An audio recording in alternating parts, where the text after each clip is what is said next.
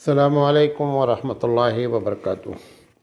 मौलाना साहब, दुनिया में बहुत मरतबा मुसलमानों का कत्लेआम हुआ है, ऐसा क्यों होता रहता है? मैं एक बात आपको बताऊं, मैं जो ये बात कह रहा हूं, मैं सारे आलम के मुसलमानों को ये बताना चाहता हूं, कत्लेआम मुसलमानों का जब भी हुआ, जहां भी हुआ, उसकी बुनियादी वजह यह है कि वहाँ के लोगों ने अपने आप को सरेंडर किया, हथियार डाला और नतीजा ये निकला कि कत्लेआम हुआ। जिस इलाके में भी मुसलमानों ने अपने आप को डिफेंसिव पोजीशन में रखा कि हम मुदाफ़ियत करेंगे, नतीजा ये निकला कि हमेशा मुदाफ़ियत में अल्लाह ने बरकत रखी है। मैं आपको मिसाल देता हूँ, पूरी दुनिया थक गई अफ़गानिस्तान को अपने ज़ेर करने के लिए, अपने अंडर में करने के लिए। उन्होंने वो छोटी ताकत होने के बावजूद उन्होंने 20-20, 21-21 मुल्कों से लोहा लिया और नतीजा ये निकला कि चाहे हम मर जाएं, लेकिन हम अपनी मुदाफ़ियत करते हुए मरेंगे तो शहीद होंगे। इसका नतीजा ये निकलता है कि अल्लाह ताला उस मुदाफ़ियत में बरकत देता है, बरकत रखता है। जहाँ पर भी कत्लेआम हुआ है, जान लें कि मुसलमान या तो वहाँ पर अपने आप को उनके सामने, जैसे बर्मा में हुआ। बर्मा में क्या हुआ कि बर्मा में जो कत्लेआम हुआ उसकी भी बुनियादी वजह कि मुसलमान अपनी मुदाफ़ियत में नहीं उतरे। हम एक छोटी सी बात बताते हैं। एक हमारे मदरसे का एक तालिब इल्म, काफ़ी पुरानी बात है, 30-40 साल पुरानी बात है। एक मरतबा वो एक रेलवे स्टेशन पर उतरा और उतरने के बाद उसके पास टिकट नहीं था। शरारती बच्चा था, टिकट नहीं लिया था। जैसे ही टीटी ने पूछा उससे टिकट, उसने नारे तकबीर अल्लाहू अकबर का नारा मारा। जैसे ही मारा वैसे ही वो पुलिस वाला, वो जो टीटी था, वो बोला खुदा के वास्ते नारा नहीं मारो, तुम टिकट नहीं ली लेकिन बाहर चले जाओ, दोबारा नारा नहीं मारो। ये क्या है? इस नारे में रब्बे दुल जलाल ने क्या है, ताकत रखी है। लिहाजा ये जो कहना है कि कत्ल है, जैसे हलाकू ने बगदाद को कत्लेआम किया, क्यों? क्योंकि फौज मुदाफ़ियत के लिए तैयार नहीं हुई, लिहाजा उनकी किस्मत में हार लिखी गई।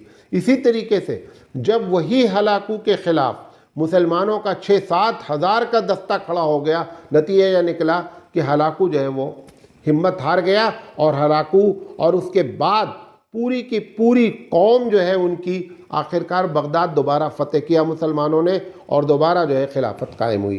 तो जब इंसान मुदाफ़ियत करता है तो परवरदिगार आलम उसे बरकत देता है। कहीं भी जालिम के ख़िलाफ़ जितना आप हथियार डालते जाएंगे उतना जालिम के हौसले बुलंद होते जाएंगे। जालिम के ख़िलाफ़ अगर डट जाया जाता है तो नतीजा ये निकलता है कि जालिम जो है ना वो अंदर से टूट जाता है। अब मैं 2 बातें बतौर दलील के पेश करता हूँ। इस्लाम में जंग के मौके पर अगर जालिम के साथ जंग हो रही है और ऐसे मौके पर इस्लाम ये भी कहता है छेड़ो नहीं किसी को, लेकिन अगर कोई छेड़ने पर तुल गया है तो सरेंडर होने के बजाय अपनी मुदाफ़ियत करो। भाई ज़्यादा मर जाओगे, वैसे भी वो मारने के लिए आया है, अगर मर जाओगे तो शहीद हो जाओगे, अगर तुमने उसको मार दिया तो तुम गाजी रहोगे। अल्लाह के रसूल सल्लल्लाहु अलैहि वसल्लम ने एक मरतबा गिनाया कि गुनाह कबीरा क्या क्या हैं। उस वक्त आपने फरमाया कि जंग में पीठ दिखा करके भागना इस वजह से कि अब हम जंग हार रहे हैं, आपने फरमाया ये भी गुनाह कबीरा है।